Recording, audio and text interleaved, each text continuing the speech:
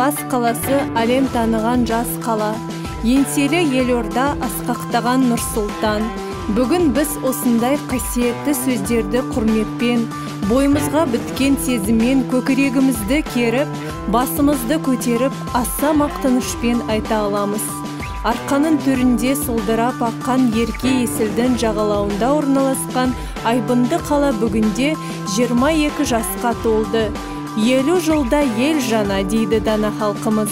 Бірақ 50-дің жартысына да емес, 22 жасқа енді ғана толып жатқан жаңа қала, жас қала, Нұр-Сұлтан қаласы көрсе көз тартар көрікті, қараса көздің жауын алар. Жаңа үлгідегі өнеріне негізделген биік ғимараттары қалаға сән беріп, жаңаша бағытта ерекшелендіріп тұрғаны сөзсіз. Әлемде аждаханда айбарлы, ғаламдық жаһанданудан аман өткен Нұр-Сұлтан қаласы бүгінде ұшқыр да қалыпты дамып, жаңаша бағытта көркейіп гүлденуде.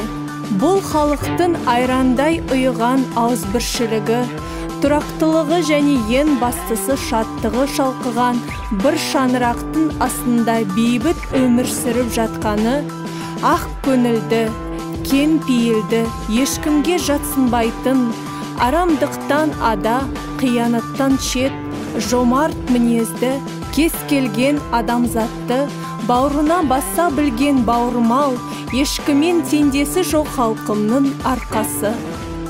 Өзге ұлт күйресе де, жаңа заманда жасампаздықпен қалыптасып жатқан жаңа қаламыз ешқашан жойылмасын. Елдігіміздің еңселі, тәуелсіздігіміз тұғырлы болып, еліміз мәңгі жасап, қол жеткізген жетістігін молайып, жайнай берсін. Асқақтай бер ару қала Нұр-Сұлтан, туған күнің құтты болсын Нұр-Сұлтан.